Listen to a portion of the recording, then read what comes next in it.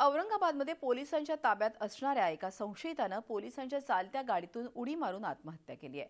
आता हा पळण्याचा प्रयत्न होता की आत्महत्येचा हा तपासाचा भाग आहे।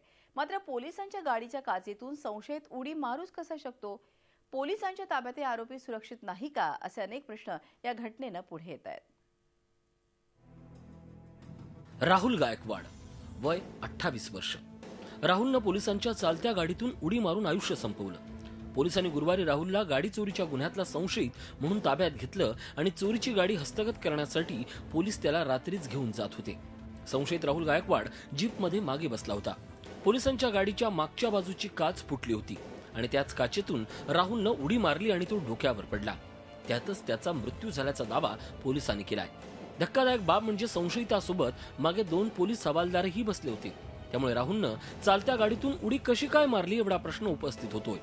जीपच्या मागच्या काचमधून उडी मारणं एवढा सोपा प्रकार नाहीये, त्यामुळे हा सगळा प्रकार धक्कादायक वाटतोय।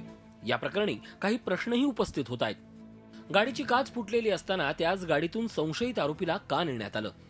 गाडीच्या पाठीमागची स्टेपनी टायर आहे, त्यामुळे सहज उडी मारणं शक्य नाही। मग उडी नक्की कशी मारली असावी? संशयित आरोपीसह पोलीसही मागे बसले होते। राहुलनं उडी मारली त्यावेळी ते नक्की काय करत होते? पोलीस खरोखरच मागे बसले होते का? पोलिसांकडून एवढा हलगर्जीपणा कसा झाला? या प्रकरणी पोलीस आयुक्तांनी चूक झाल्याचं मान्य करत 5 पोलिसांना निलंबित केलंय। तर या घटनेचा तपास सीआयडी क्राईम ब्रांचकडे सोपवण्यात आलाय।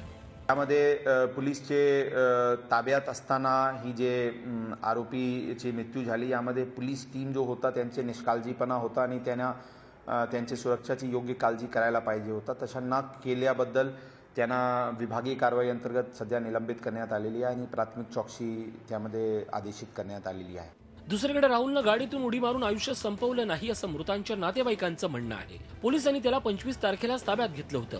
पोलिसांच्या मारहाणीत त्याचा मृत्यू झाल्याचा आरोप नातेवाईकांनी केलाय। ते मारितच होते। ते खाली उभा एक जण होता, झालं का रे कबूल असं म्हणत होते, झालं का रे कबूल, आणि पोलीस चालत होते। कुठले पोलीस होते?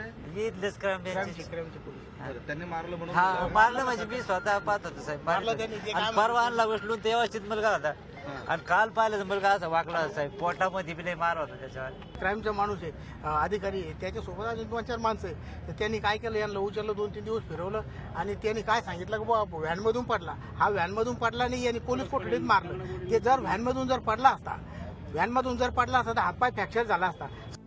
आता या प्रकरणी तपास आणि नंतर कारवाई होईलही। मात्र पोलिसांकडूनच अशा चुका होणं निश्चितच गंभीर प्रकार आहे। त्यामुळे आता या घटनेची योग्य ती चौकशी होऊन कारवाईची गरज आहे। Vishal Karole, Zee media, Aurangabad. Zee 24 तास रहा एक पाऊल पुढे।